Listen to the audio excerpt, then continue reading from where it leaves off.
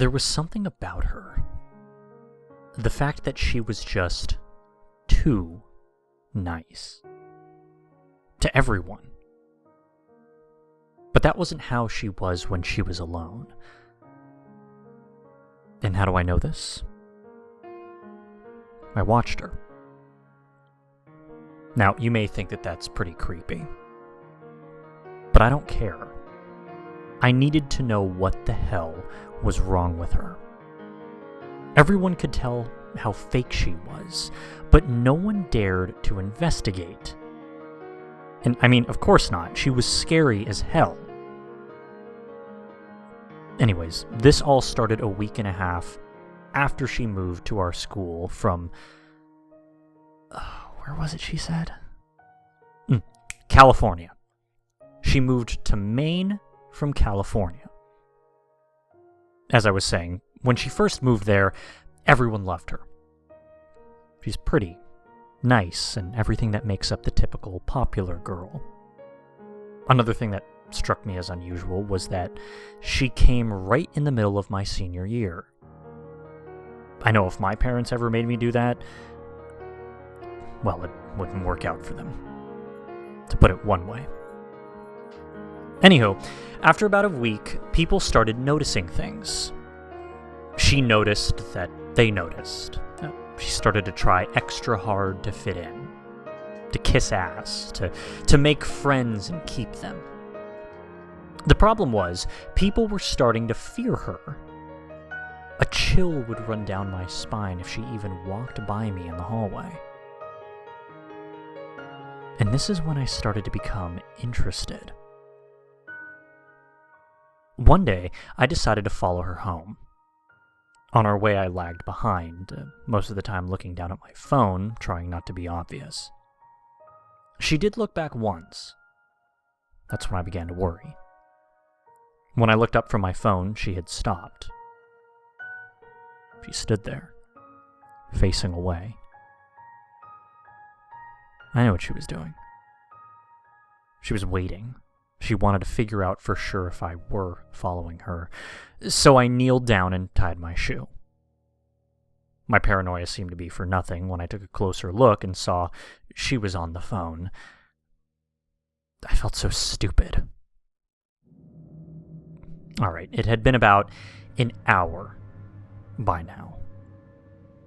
Where the hell was she going? This walk had to at least be a mile or two long. We weren't even close to any neighborhood or any houses for that matter.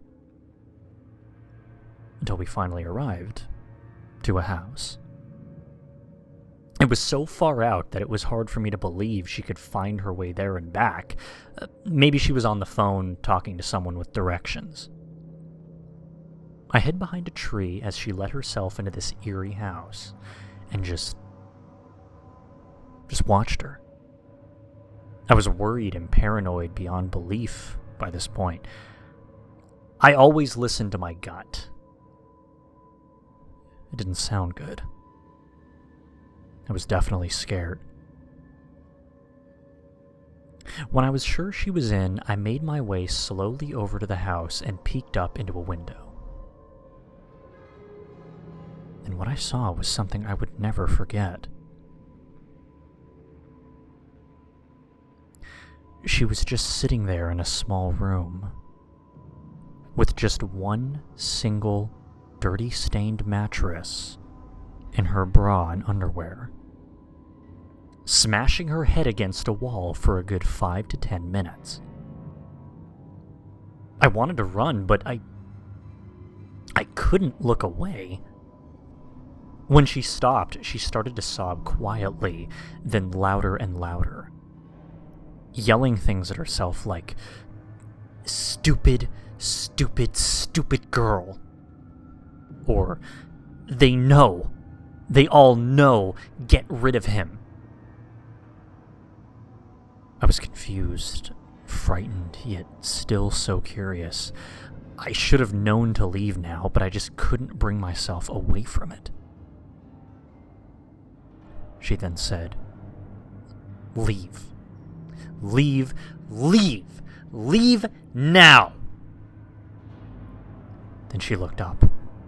She stared at me dead in the eyes. Her eyes. So black and hollow and evil. I snapped out of it and ran. It was hard to find my way out of the woods, but I just kept running. I didn't sleep for weeks. Every night I would see her cold, dark eyes in my window, just as I looked in hers.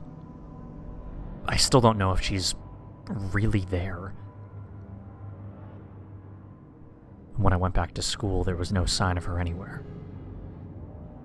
I was relieved, but still very confused. I didn't tell anyone. I never will.